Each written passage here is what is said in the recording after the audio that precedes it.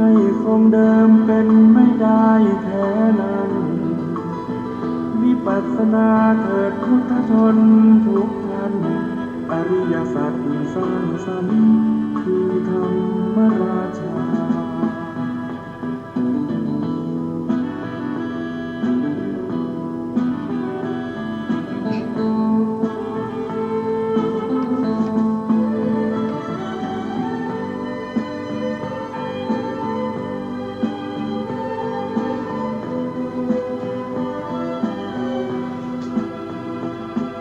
เจริญปัญญาในมรรคองค์แปดเป็นหลักงามงามเลิศล้ำรู้เนื้อรู้ตัวไม่ตกต่ำฝึกจิตฝึกใจให้ดื่มดำรู้รูปรู้นามแยกธาตุแยกขันธ์มองเห็นในไตรลักษณ์ว่าไม่เที่ยงสภาพแปรผันให้คงเดิมเป็นไม่ได้แท้นั้น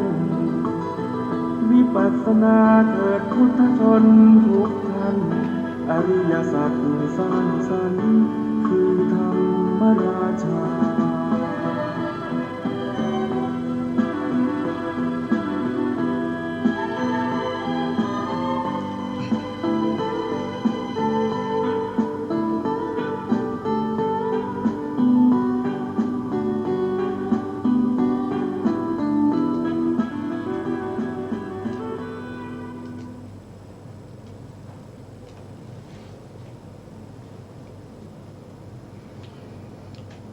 พุทธังสรณังกัจฉามิธัมมังสรณังกัจฉามิสังฆังสรณังกัจฉามิกราบนมัสการพระมหาเถระพระสังฆาธิการพระเถรานุเถระสวัสดีท่านผู้ฟังและผู้ชมทุกท่านกลับมาพบกับรายการพระไตรปิฎกลอยฟ้าครั้งนี้เป็นครั้งที่79ในเรื่องของการตั้งปัญญาบารมีของพระโพธิสัตว์ซึ่งเป็นเรื่องที่สำคัญนะครับถ้าพระโพธิสัตว์ไม่ตั้งความปรารถนาสร้างบารมีหรือปัญญาบารมีก็ไม่มีโอกาสที่จะได้ตรัสรู้เป็นพระพุทธเจ้าถึงแม้จะตั้งความปรารถนายาวนานเป็นเท่าไหร่มากกว่า80อสงไขยแสนมากกับมันก็ไม่มีโอกาสที่จะถึงฝั่งแห่งบารมีได้เมื่อตั้งความปรารถนาแล้วก็ตั้งใจในการที่จะตั้งบารมีก็ต้องทำด้วยนะต้องทำด้วยต้องแสวงหาความรู้ท่านบอกว่าแสวงหาความรู้เหมือนกับพระภิกษุที่เที่ยวบิณฑบาตไปในแต่ละหลังคาเรือนโดยไม่กระโดดข้ามไปกระโดดมาไปเรียงไปตามลำดับในการที่จะแสวงหาบารมีก็เช่นเดียวกันเมื่อเรารู้ว่าบุคคลไหนเป็นบัณฑิตมีความรู้มีความเข้าใจพระโพธิสัตว์ทั้งหลายก็จะไม่ละเว้นบุคคลที่เป็นบัณฑิตที่มีความรู้ความเข้าใจในเรื่องของปัญญาที่เราพูดถึงโดยทั่วไปนะครับก็จะรู้ว่ามีปัญญาอยู่สองอย่างก็คือปัญญาทางโลกกับปัญญาทางธรรมแต่ที่เราพูดถึงนี้เราไม่ได้พูดถึงปัญญาทางโลกที่เป็นปัญญาประเภทที่แสวงหาปัจจัยสี่แสวงหาลาภสักการะแสวงหาชื่อเสียงแสวงหาตำแหน่งยศตำแหน่งทั้งหลายอันนั้นเป็นทางโลกปัญญาในที่นี้ที่เราพูดถึง ก็คือปัญญาที่รู้ตามความเป็นจริงรู้อะไรตามความเป็นจริงก็รู้รูปนามขันธ์ห้าตามความเป็นจริงนอกจากรูปนามขันธ์ห้าแล้วในโลกนี้หรือในอนันตจักรวาลนี้ก็ไม่มีอะไรที่เกินกว่ารูปนามขันธ์ห้าทั้งหลายที่เป็นสังขารธรรมสิ่งเหล่านี้เราต้องรู้ตามความเป็นจริงที่ท่านเรียกว่าเป็นอภิญญยะก็คือธรรมที่ควรรู้ยิ่งธรรมที่ควรรู้ยิ่งนอกจากมีรูปนามขันธ์ห้าแล้วก็ยังมีอริยสัจสี่ด้วยการที่เราศึกษาอริยสัจสี่นั้นก็ศึกษาด้วยการน้อมใจไปในนิพพานแล้วก็ในอริยมรรคเราไม่สามารถที่จะนำเอาพระนิพพานและอริยมรรคนั้นมากำหนดรอบรู้หรือว่านำมาเจริญหรือนำมาทำให้แจ้งได้เพราะเรายังไม่มีมรรคผลนิพพานเพียงแต่เราศึกษาแล้วก็ทำความรู้ความเข้าใจและน้อมไปในอริยมรรคแล้วก็นิพพานว่าเป็นธรรมที่สุขุมลุ่มลึกเป็นธรรมที่ละเอียดเป็นธรรมที่สุขุมเป็นธรรมที่รู้ได้เฉพาะพระอริยเจ้าแล้วธรรมนี้ไม่มีโทษธรรมนี้ให้ผลเป็นความสุขที่พ้นจากขันธ์ห้าสุขที่พ้นจากสังขารธรรมอุปทานในขันธ์ห้าทั้งหลายมันเป็นความสุขอีกแบบหนึ่งไม่ใช่ความสุขที่เราได้รับจากการเห็นสิ่งดีๆแล้วก็มีความสุขเราได้ยินเสียงไพเราะเสียงที่เราชอบแล้วก็มีความสุขเราได้กลิ่นในกลิ่นที่เราแสวงหาที่เราชอบใจก็มีความสุขเราได้ลิ้มรสสัมผัสรสทางลิ้นมีความอร่อยมีความหวานก็เกิดความสุขเราได้สัมผัสโผฏฐัพพารมณ์ที่ถูกใจก็มีความสุขอันนั้นเป็นกามสุขกามสุขไม่ใช่สุขแบบพระนิพพานสุขแบบพระนิพพานมันเป็นสันติลักขณังสงบ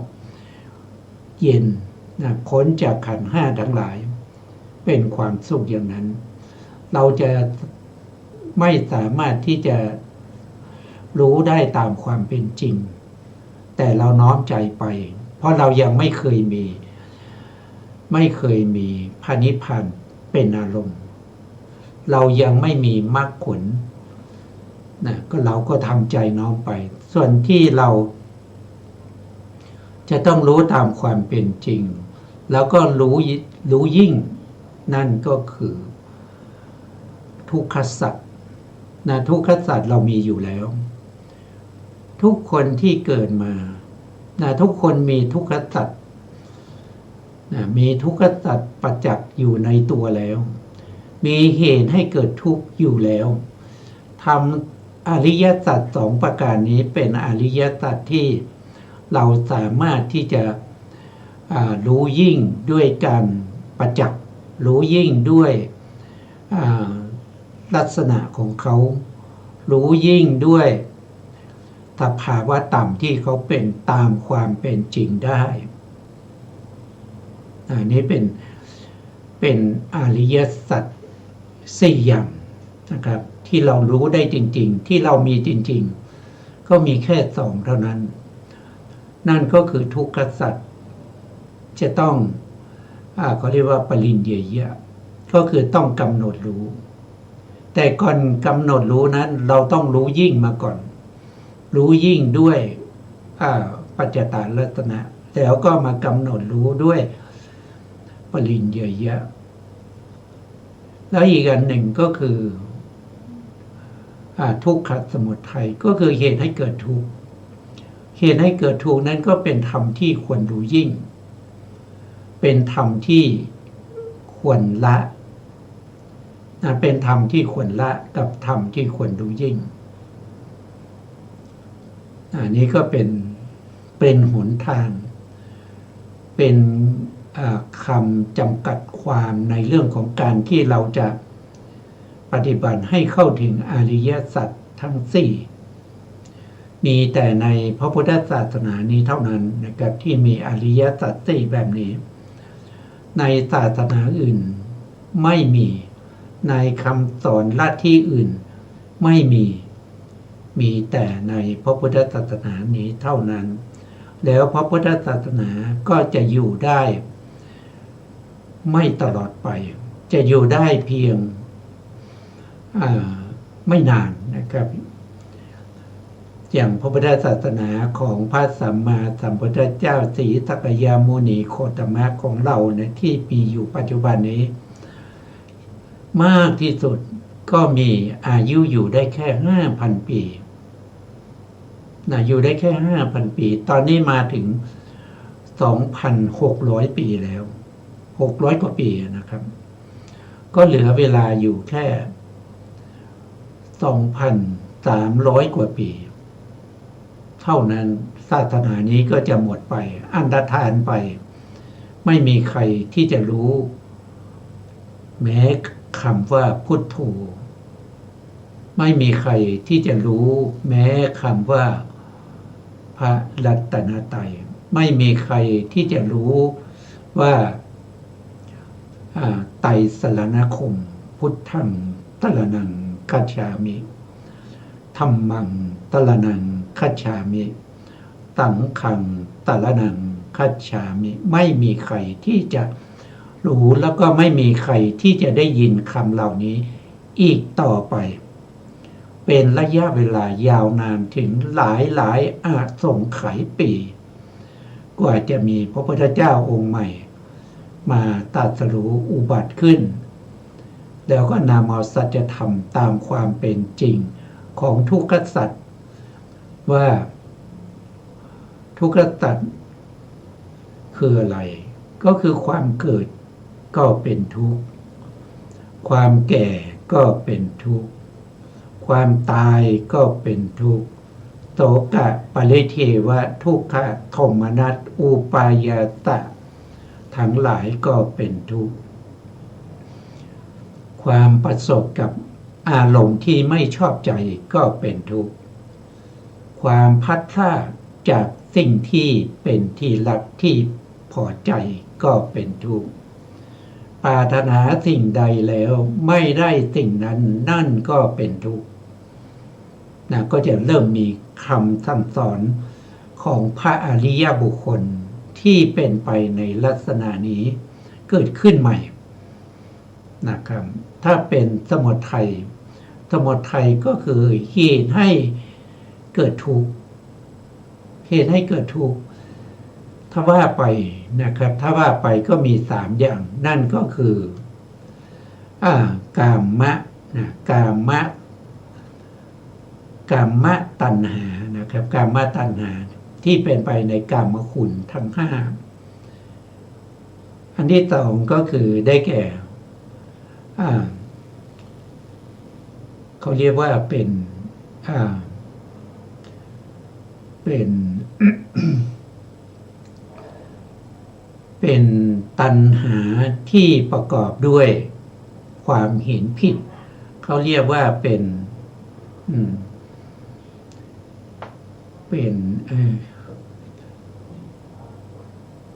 เขาเรียกอะไรลืมไปเลยก็แล้วนะครับเป็นตัณหาที่มีทิฏฐิคือความเห็นผิดที่เข้าไปประกอบนั่นก็คือเห็นว่าสังขารธรรมทั้งหลายเห็นว่าสังขารธรรมทั้งหลาย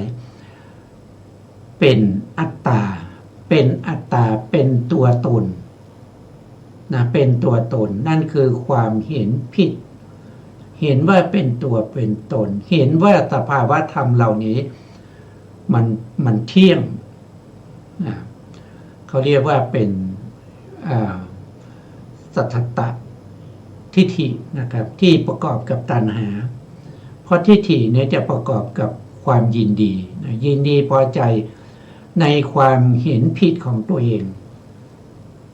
และอีกอันหนึ่งก็คือความเห็นว่าขาดศูนย์ก็คืออุเฉททิฏฐิก็เห็นว่าคนเราสัตว์ทั้งหลายเกิดมาเพียงครั้งเดียวไม่มีการเวียนว่ายตายเกิดมาแล้วอยากทำอะไรก็ทำไปแล้วตายก็จะไม่ได้เกิดอีกตายแล้วก็จะหมดนะครับสิ้นสุดที่ตายบางคนก็มีความเข้าใจว่า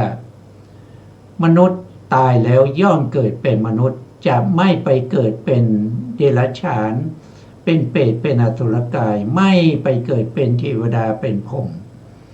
เกิดอย่างเดียวเท่านั้นคือมนุษย์ก็ต้องตายแล้วก็ต้องเกิดเป็นมนุษย์เดรัจฉานตายแล้วก็ต้องเกิดเป็นเดรัจฉานเปรตตายแล้วก็ต้องเกิดเป็นเปรตสัตว์นรกตายแล้วก็เกิดเป็นสัตว์นรกเทวดาตายแล้วก็เกิดเป็นเทวดาพรหมตายแล้วก็เกิดเป็นพรหมซึ่งความเห็นผิดเหล่านี้เป็นความเห็นผิดที่มีโทษเพราะอะไรก็เมื่อเราคิดว่าเราเกิดเป็นมนุษย์เราตายแล้วก็จบกันเพราะฉะนั้นคนที่เกิดมาก็จะไม่มีการที่จะแสวงหาคุณงามความดีไม่ทำสิ่งที่เป็นประโยชน์เป็นคุณงามความดีใฝ่หาสิ่งที่เป็นประโยชน์แต่จะใฝ่ในส่วนที่เป็นโทษก็คือคิดว่าตายแล้วก็จบไม่ต้องไปชดใช้กรรมทำดีก็ไม่ได้ดีทำแล้วก็จบไม่ได้ไปเสวยผลบุญที่ไหนพวกนี้ก็จะเป็นอุเฉททิฏฐิพวกนี้ก็จะมุ่งหน้าสู่นรกนะครับมุ่งหน้าสู่นรกไม่แสวงหาโมกขธรรมไม่แสวงหาความสุขที่แท้จริงจะเอาความสุขที่มีเฉพาะหน้าเท่านั้นเองนะอันนี้ก็เป็นสิ่งที่เป็นอยู่นะครับสิ่งที่มันเป็นอยู่ในโลกปัจจุบันนี้มันก็ส่วนมากก็มีคนที่เขามีความคิดเห็นอย่างนี้และปัจจุบันนี้ยังมีอีกประเภทหนึ่งนะครับเขาบอกว่าเขาไม่ได้นับถือศาสนาอะไรเขาไม่นับถือใครนะครับไม่นับถือคนศาสนาอะไรเท่านั้นเขาอยู่ไปตามแต่ที่เขาเป็นเขาตั้งใจทำสิ่งที่ดีๆเท่านั้นก็พอแล้วเขาบอกอย่างนี้นะครับสิ่งที่ดีๆของปุถุชนทั้งหลายเนี่ยเราก็จะเห็นได้ว่ามันเป็นไปด้วยความทุกข์นะครับสิ่งที่ดีๆที่ทำไปทั้งหมดทั้งมวลที่เป็นกุศลนั้นย่อมให้ผลเป็นความสุขนะครับไม่ได้ให้ผลเป็นความทุกข์ให้ผลมาเกิดเป็นมนุษย์ที่มีที่มีฐานะที่ดีนะเป็นมนุษย์ที่มียศมีตำแหน่งด้วยผลบุญที่เราทำมาได้ไปเกิดเป็นเทวดามียศใหญ่นะครับแต่ถามว่ามนุษย์ที่เป็นเจ้าคนนายคนมนุษย์ที่เป็นพระราชามนุษย์ที่เป็นพระเจ้าจักรพรรดิตายหรือเปล่าก็ต้องตายด้วยกันทั้งคนความตายเป็นอะไรความตายก็เป็นทุกข์เป็นเทวดาตายหรือเปล่าก็ต้องตายเหมือนกันตายแล้วมันไม่ได้สิ้นสุดมันต้องเกิดอีก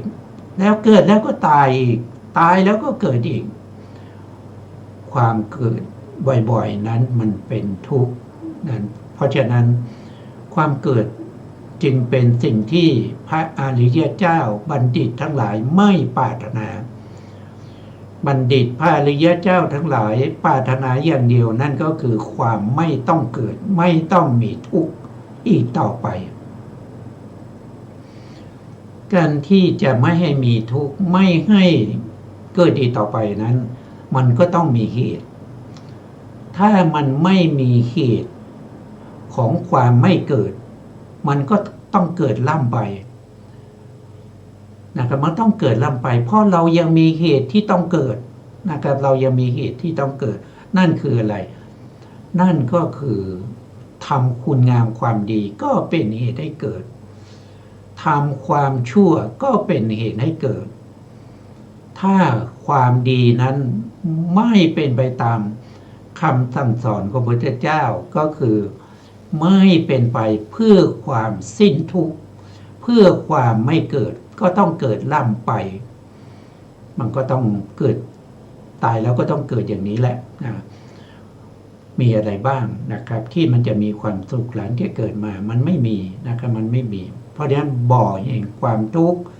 นั่นก็คือความเกิดจะเกิดเป็นใครก็ตามจะต้องแก่ต้องเจ็บต้องตายเหมือนกันนะครับนั่นก็นำมาซึ่งความทุกข์กันใหญ่หลวงนะเหตุที่จะไม่ทำให้เกิดนะครับที่เรากำลังศึกษาอยู่ก็มีอยู่5ประการด้วยกันนะหนึ่งก็คือผู้ที่จะไม่เกิดเข้าถึงความไม่เกิดเข้าถึงเหตุแห่งความไม่เกิดนั่นก็คือผู้ที่ฟังธรรมแล้วก็เข้าใจอัดเข้าใจธรรมเกิดปีตินะครับเกิดปราโมทย์เกิดปีติเกิดปัสสัทธิเกิดสุขแล้วก็ได้สมาธิแล้วก็เจริญวิปัสสนาตามวิปัสสนาญาณทั้ง16ประการหรือถ้าส่งเข้าในวิสุทธิก็มี2ในก็คือส่งข้อในวิสุทธิ7หรือวิสุทธิ9นะครับต้องให้เป็นไปอย่างนั้นฟังแล้วได้ความรู้ความเข้าใจอย่างนั้นก็สามารถที่จะตรัสรู้ธรรมอันเป็นเหตุแห่งความไม่เกิดนั่นก็คือวิมุตตายตนะข้อที่1นะครับวิมุตตายตนะข้อที่1เหตุที่ทำให้ไม่เกิดข้อที่2นั้นก็คือได้แก่วิมุตตายตนะข้อที่2ข้อที่2คืออะไรข้อที่1คือฟังธรรมแล้วได้ตรัสรู้นะข้อนี้ก็มีผู้ที่ฟังธรรมแล้วตรัสรู้มากมายนะครับแต่ในพุทธกาลหรือหลังจากพุทธกาลมาไม่เกินพ.ศ. 1000ก็ยังมีคนที่ฟังธรรมแล้วก็ได้ตรัสรู้นะครับแต่หลังจากเกินกว่าพ.ศ. 1000ไปแล้วเนี่ยฟังแล้วก็ยังไม่ตรัสรู้เพียงแต่ทรงจำได้นะเมื่อทรงจำได้ยังไม่ตรัสรู้ก็มีความรู้ความเข้าใจทรงจำได้เป็นอย่างดีท่านก็ได้รับการอาราธนาให้ไปแสดงธรรมแก่ผู้อื่นท่านก็ไปแสดงธรรมตามที่ได้สดับมาตามที่ได้เล่าเรียนมาทรงจำไว้ด้วยความเคารพแสดงธรรมไปเรื่อยๆเมื่อแสดงไปธรรมนั้นทนต่อการแสดงก็เกิดปราโมทย์เมื่อเกิดปราโมทย์ซึ่งเป็นความบันเทิงความบันเทิงใจบันเทิงใจเกิดปราโมทย์แล้วก็เกิดปีติความอิ่มใจเกิดปัสสัทธิความสงบทั้งกายแล้วก็จิตนั่นก็คือได้แก่เจตสิกขันธ์3สงบนะก็คือได้แก่เวทนาสัญญาสังขารแล้วก็จิตสงบก็คือได้แก่มโนวิญญาณจิตเมื่อจิตสงบย่อมมีความสุขเมื่อมีความสุขจิตนั้นย่อมตั้งมั่นเป็นสมาธิเมื่อตั้งมั่นเป็นสมาธิก็เจริญวิปัสสนาในขณะที่แสดงธรรมอยู่นั้นเพราะวิปัสสนาเป็น เป็นธรรมที่สามารถเจริญได้ในชีวิตประจำวันไม่ต้องไปนั่งดับตาเมื่อเจริญวิปัสสนาตามธรรมที่ท่านแสดงอยู่นั้นท่านก็สามารถที่จะเข้าถึงเหตุแห่งความไม่ต้องเกิดนั่นก็คือวิมุตตายตนะข้อที่สองวิมุตตายตนะข้อที่สองเหตุไม่ให้เกิดข้อที่สองข้อที่หนึ่งคือฟังธรรมตรัสรู้ข้อที่สองคือแสดงธรรมตรัสรู้แสดงเองแล้วก็ตรัสรู้เองนะครับข้อที่สามนะวันนี้เรามาต่อในข้อที่สามนะครับดูก่อนภิกษุทั้งหลายภิกษุทั้งหลายอีกประการหนึ่งนะอีกประการหนึ่งพระศาสดาหรือเพื่อนสัพพมจารีผู้ตั้งอยู่ในฐานะควรแก่ความเคารพรูปใดรูปหนึ่งก็ไม่ได้แสดงธรรมแก่ภิกษุคือข้อที่หนึ่งนี้คือได้ฟังธรรมมาแล้วนะข้อที่สองก็คือไม่ได้แสดงธรรมนะครับแม้ภิกษุนั้นก็ไม่ได้นำเอาพระธรรมที่ตัวเองได้สดับมาตามที่ได้เล่าเรียนมาด้วยความเคารพไปแสดงธรรมโดยพิสดารให้แก่ผู้อื่นตามที่ตนได้ฟังมาก็ยังไม่บรรลุนะครับต่อมาก็ตามภิกษุนั้นนะครับมีก็นำเอาพระธรรมนั้นนะครับไปสาธยายก็แต่ว่าภิกษุย่อมทำการสาธยายตามที่ได้สดับมาตามที่ได้เล่าเรียนมาโดยพิสดารภิกษุนั้นย่อมเข้าใจธรรมนั้นย่อมมีเยอะตามที่ภิกษุได้สาธยายตามที่ได้สดับมาตามที่ได้เล่าเรียนมาโดยพิสดารเมื่อภิกษุเข้าใจธรรมย่อมเกิดปราโมทย์เมื่อเกิดปราโมทย์ย่อมเกิดปีติเมื่อเกิดปีติย่อมเกิดปัสสัทธิปัสสัทธิเป็นเหตุให้เกิดความสุขความสุขนั้นเป็นเหตุให้เกิดจิตตั้งมั่นเป็นสมาธิเจริญวิปัสสนาตามที่ตัวเองสาธยายก็คือการท่องบุญนะครับการท่องบุญการนำเอามาสวดนะอย่างปัจจุบันนี้ก็มีการสวดมนต์นะครับสวดมนต์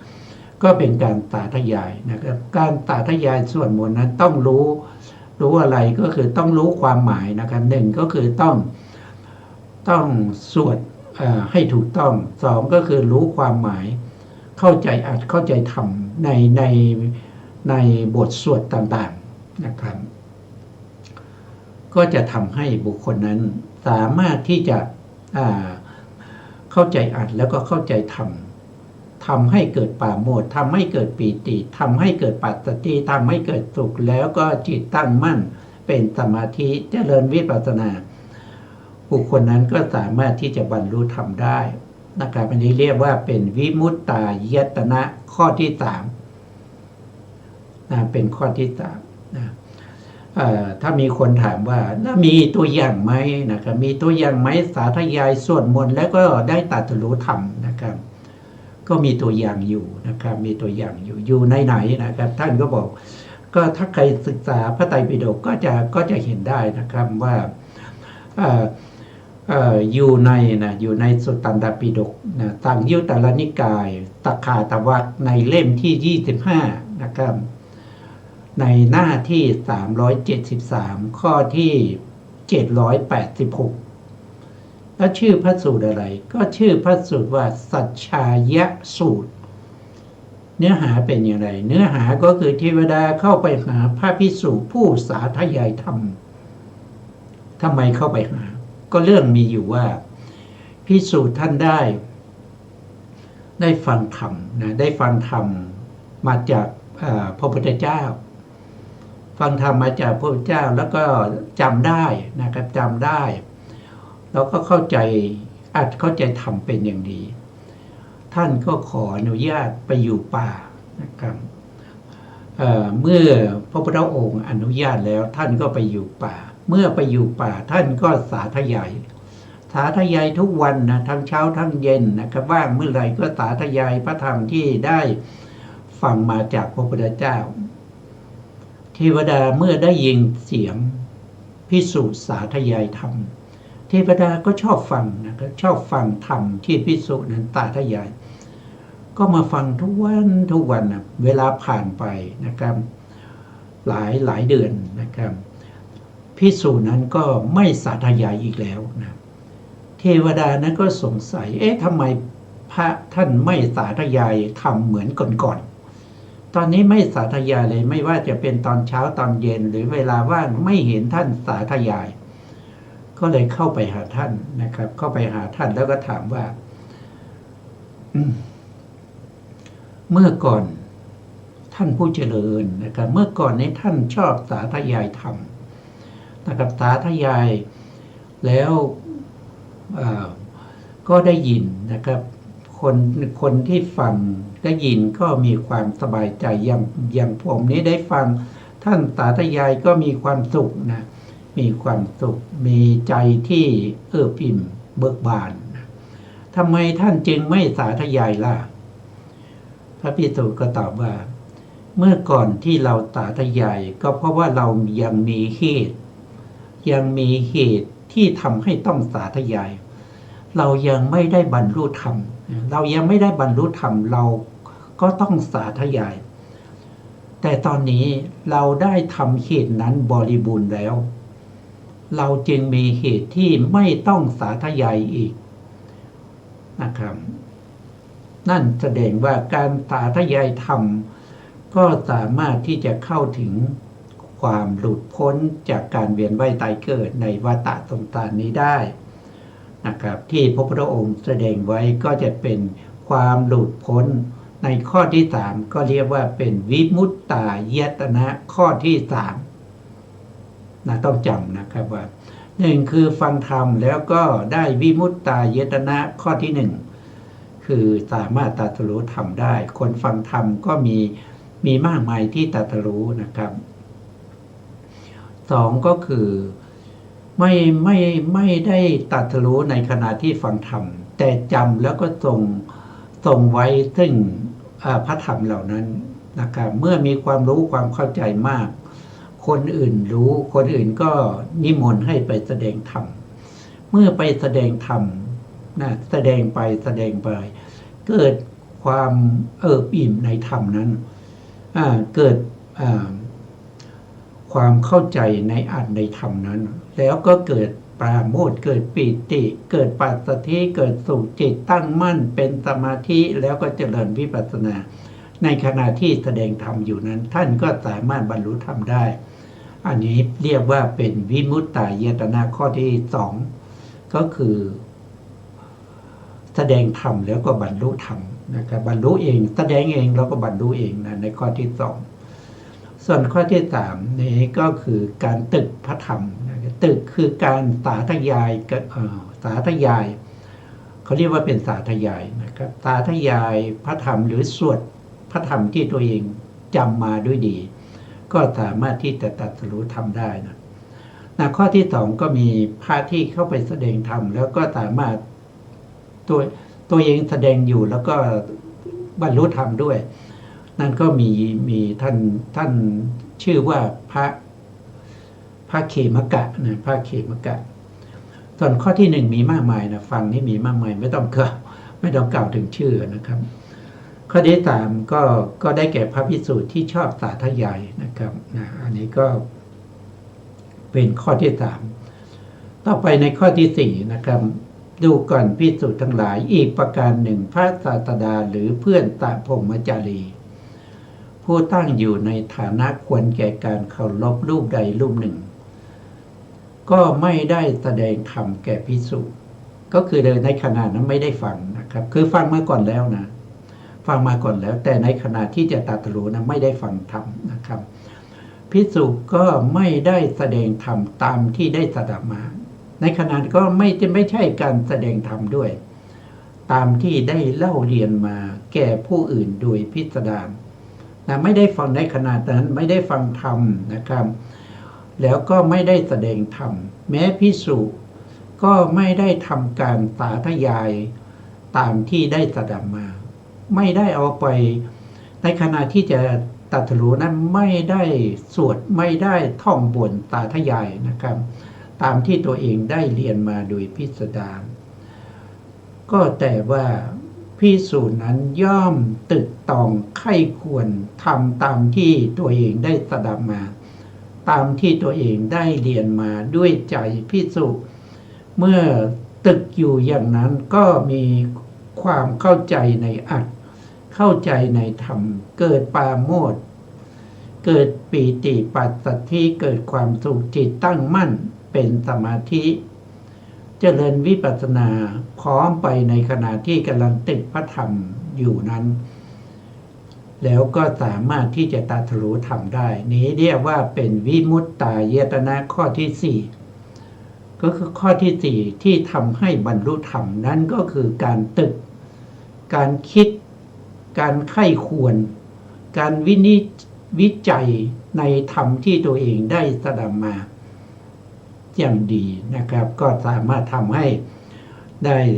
ตรัสรู้ธรรมได้นะครับมีคำอธิบายผู้ที่ชำนาญในการตึกนะผู้ที่ชำนาญในการตึกที่เรารู้นะครับที่เรารู้จากพระไตรปิฎกก็คือได้แก่พระอนุรุพระอนุรุทะเถระพระอนุรุทะเถระแล้วก็ท่านเป็นผู้ที่ได้เอกคตาในเรื่องของการตึกมหาปูริวิตกมหาปูริตะวิตกเป็นพระอนุรุทธะนี่ท่านเป็นบุคคลที่มีบุญมีบุญในที่นี้คือหมายถึงอะไรหมายถึงว่าสมัยที่ท่านยังบำเพ็ญบารมีอยู่นะครับท่านก็ได้ไปเกิดเป็นคนยากจนนะครับแล้วก็ไปเที่ยวแสวงหางานเที่ยวหาปัจจัย4นะครับไปขอคนนั้นก็บอกว่าไม่มีคนนี้ก็ไม่มีคนนั้นก็ไม่มีอยู่วันหนึ่งนะครับท่านมีอาหารนะครับท่านก็เอาอาหารนั้นไปใส่บาตรแก่พระปัจเจกนะพระปัจเจกพุทธะนะเมื่อใส่บาตรแล้วท่านก็ตั้งความปรารถนาว่าต่อไปในภพต่อไปนะครับขอให้ข้าพเจ้าอย่าได้ยินคำว่ามันไม่มีเลยนะแล้วท่านก็เวียนว่ายตายเกิดนะครับเป็นระยะเวลายาวนานเคยไปเกิดเป็นท้าวสักกะเป็นเจ้าแห่งเทวดาในชั้นดาวดึงส์เนี่ยนับภพนับชาติไม่ได้นะท่านไปเกิดเป็นท้าวสักกะอยู่นานมากนะแล้วในภพสุดท้ายท่านก็มาเกิดเป็นเจ้าชายในสักยะในวงของสักยะนี้แหละนะแล้วตอนที่ท่านยังเป็นยังเป็นวัยรุ่นนะครับยังเป็นเจ้าชายอยู่นั้นนะครับก็ไปเล่นแข่งเล่นคุกนะครับก็คือปัจจุบันก็คือน่าจะเป็นการเล่นอย่างใดอย่างหนึ่งนะครับพอเล่นไปนะครับก็เกิดความหิวแต่ยังสนุกกับการเล่นนะครับก็สั่งให้คนสนิทนะครับให้ไปบอกให้แม่ว่าให้เอาขนมมานะครับขนมมาให้กินก็ไปเอาขนมมาให้กินนะกินแล้วก็เล่นต่อนะครับแล้วก็หิวอีกก็บอกให้ไปเอามาอีกนะครับก็ไปเอามาถึง 2-3 ครั้งนะครับแล้วครั้งต่อไปเนี่ยก็ไปนะครับแม่ก็บอกแก่คนนั้นว่าไม่มีนะครับไม่มีแล้วหมดแล้วนะครับคนที่เสน่ห์นะก็มาบอกว่าขนมหมดแล้วนะพระอนุรุทธะท่านก็บอกว่าก็เอาขนมไม่มีนั่นแหละมานะครับเอาขนมนั้นไม่มีนะมานะก็คนสนิทก็ไปบอกแม่นะแม่ของก็คือแม่ของพระอนุรุทธะนะครับแม่เขาก็ลูกเราเนี่ยตั้งแต่เกิดมาเนี่ยไม่เคยเราก็ไม่เคยบอก คำว่าไม่มีก็เป็นครั้งนี้แหละที่เราบอกไม่มีคงจะไม่เข้าใจคำว่าไม่มีนะครับ เพราะฉะนั้นจะทำให้ลูกเข้าใจได้อย่างไรนะก็เลยคิดอุบายแล้วก็เอาถาดที่เคยใส่ขนมนั้นนะครับมาโดยไม่มีขนมนะครับแล้วก็เอาฝาปิดไว้นะครับแล้วก็ให้แก่เพื่อนสนิทของ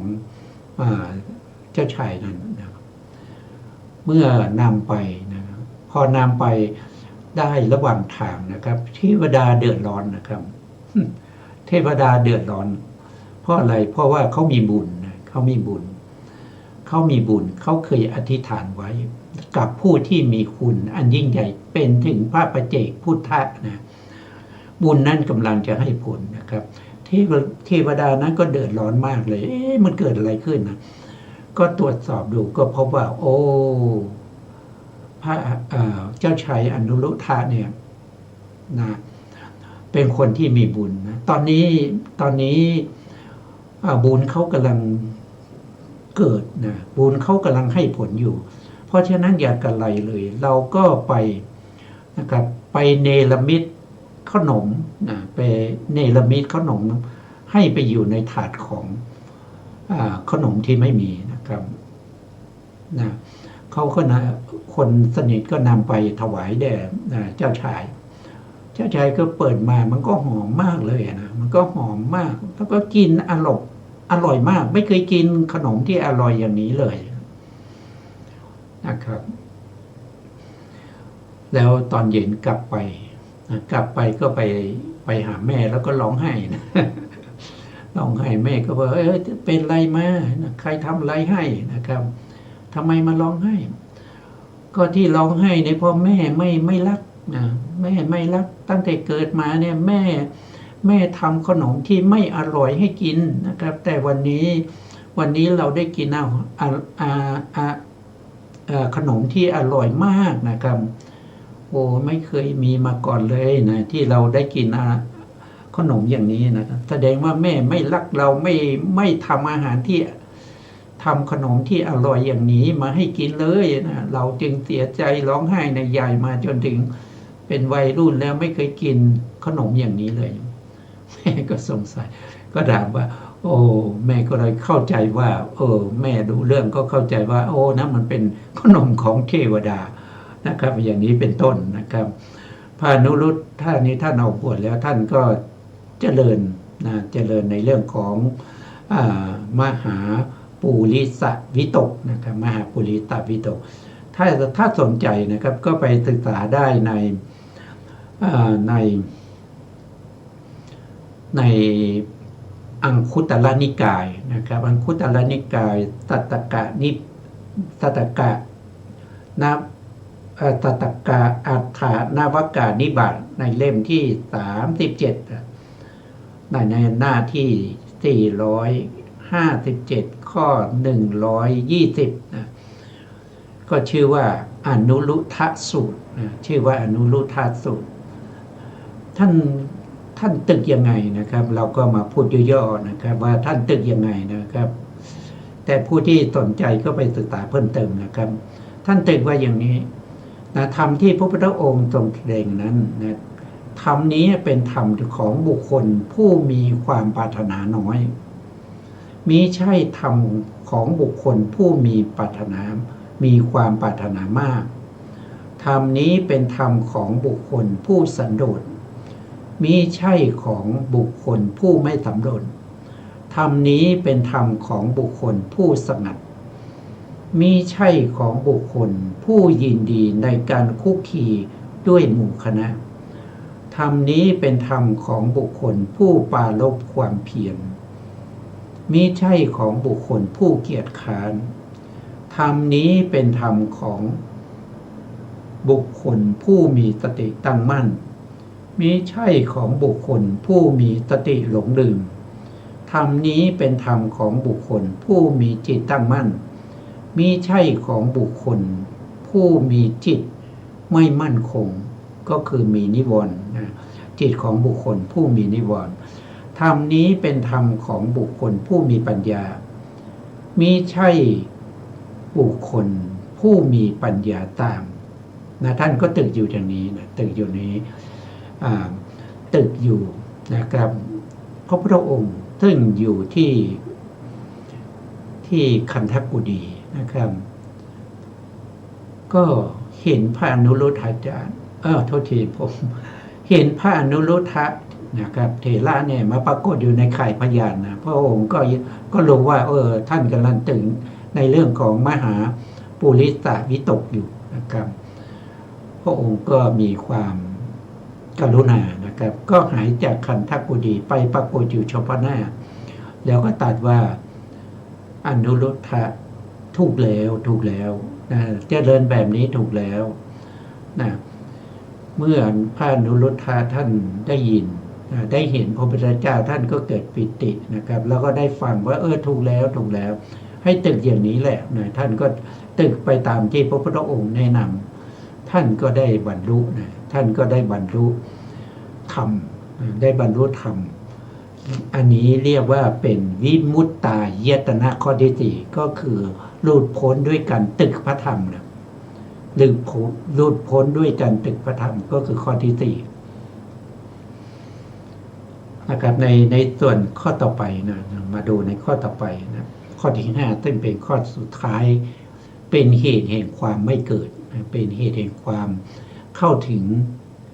ปรินิพพานไม่ต้องมาเกิดเวียนว่ายตายเกิดอีกแล้วนะ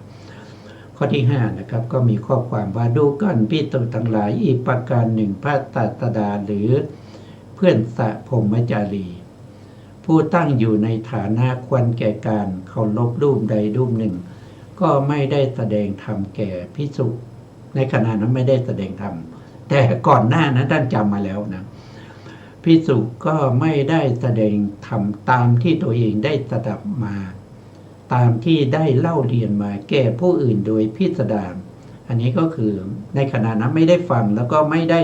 นำธรรมนั้นไปแสดงนะครับภิกษุก็ไม่ได้สาธยายตามที่ได้สดับมาก็ไม่ได้ท่องบทในขณะนั้นนะครับตามที่ตัวเองได้เรียนมาโดยพิสดารภิกษุก็ไม่ได้ตึกหรือไข้ควรตามที่ตัวเองได้สดับมาก็คือไม่ได้ไข้ควรทำหรือ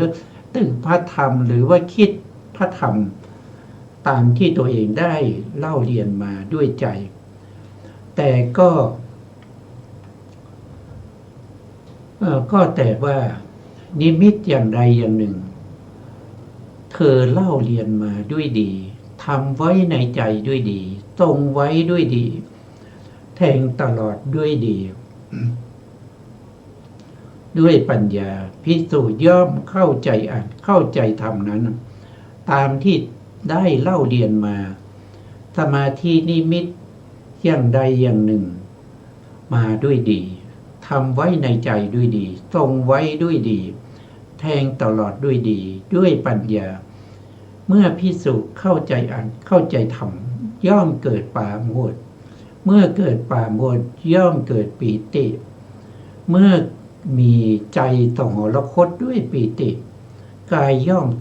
สงบนะอันนี้ทั้งกายแล้วก็ใจนะใจก็มีทั้งที่เป็นเจตสิกขันธ์3แล้วก็เป็นจิตนะครับก็ย่อมสงบผู้มีกายสงบย่อมได้เสวยสุขเมื่อมีสุขจิตย่อมตั้งมั่นเมื่อจิตตั้งมั่นแล้วจิตตั้งมั่นคือสมาธินะครับสมาธิที่เป็นอุปจารสมาธิเมื่อจิตตั้งมั่นเข้าถึงอุปจารสมาธิใช้สมาธินั้นเป็นบาตรในการเจริญวิปัสสนานะครับจนสามารถที่จะตรัสรู้ธรรมได้อันนี้เป็นวิมุตตายตนะข้อที่5นี่คือเป็นเหตุเป็นปัจจัยให้หลุดพ้นในข้อที่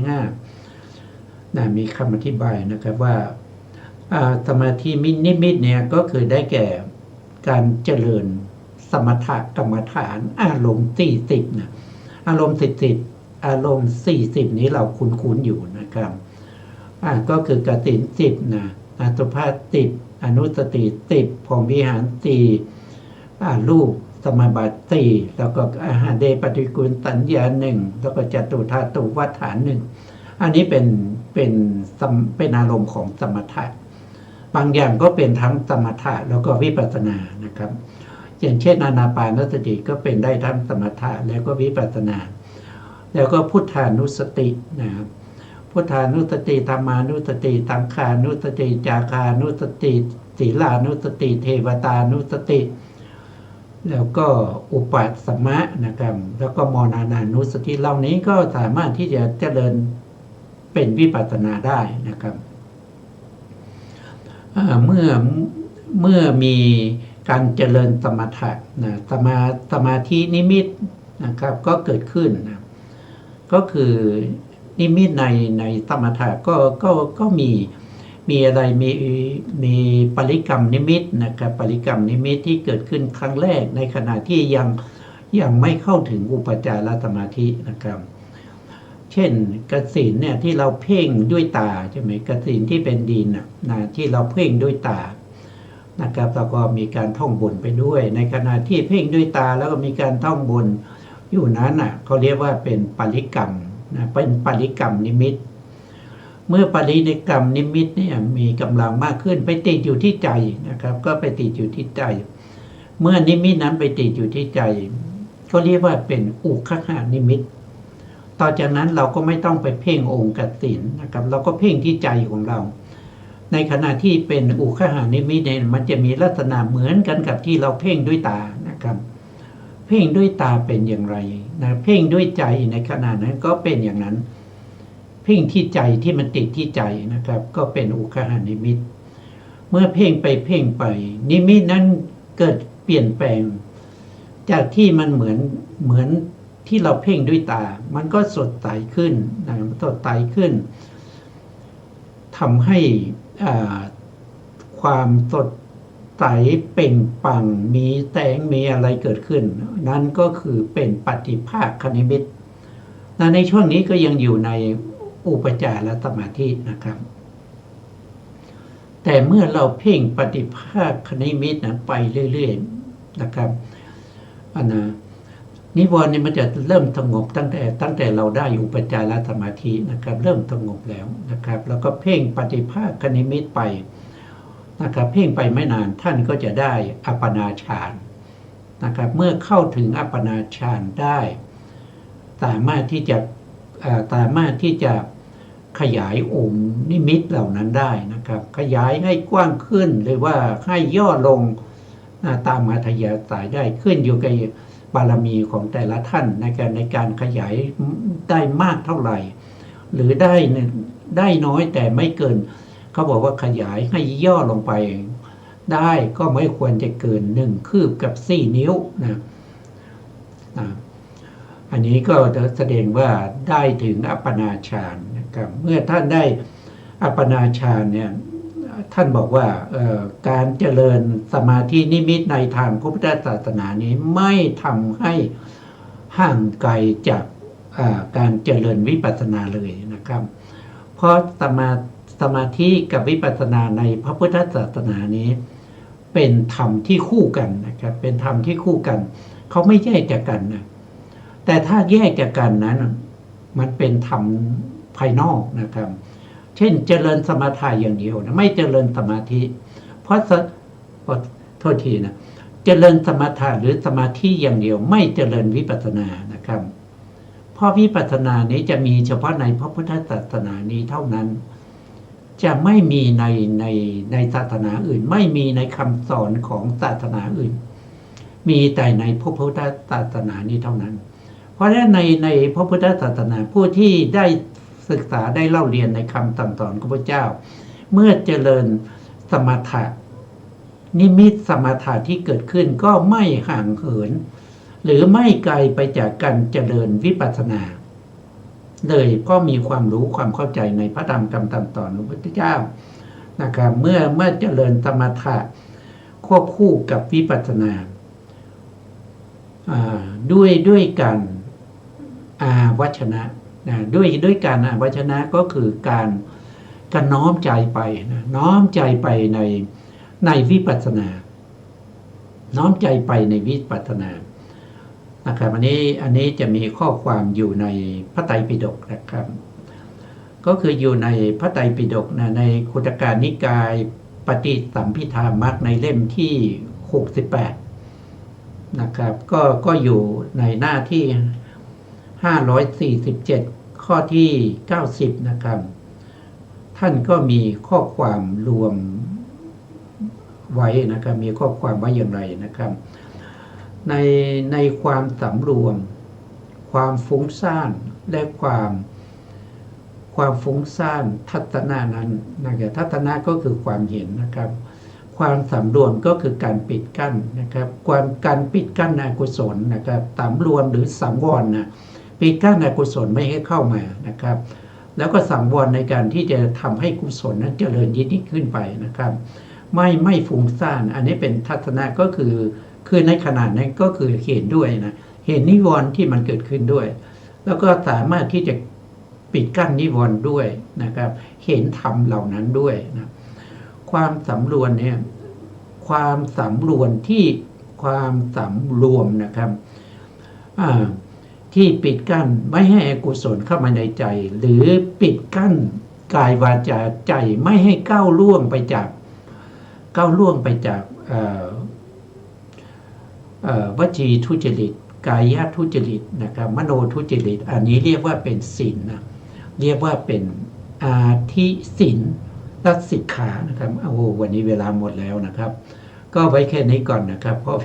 เวลาหมดก็หมดเวลานะครับต้องจากไปก่อนนะถ้าครั้งต่อไปเราก็จะมาศึกษากันต่อนะครับวันนี้เวลาหมดแล้วนะตัวท้ายนี้ก็ขอกราบขอบพระคุณพระครูสมุทรวิสุวัตรวรกิจโจผู้อำนวยการสถานีวิทยุเพื่อการศึกษาพระพุทธศาสนาและวัฒนธรรม FM 104.5 เมกะเฮิรตซ์วัดฝ่ายหินจังหวัดเชียงใหม่และขอกราบขอบคุณพระครูปริยัติยานุตาขอบคุณท่านผู้ฟังและผู้ชมทุกท่านนะที่ให้เกียรติติดตามในรายการพระไตรปิฎกลอยฟ้าพบกันใหม่ในครั้งต่อไปครับวันนี้ลาไปก่อนครับสวัสดีครับ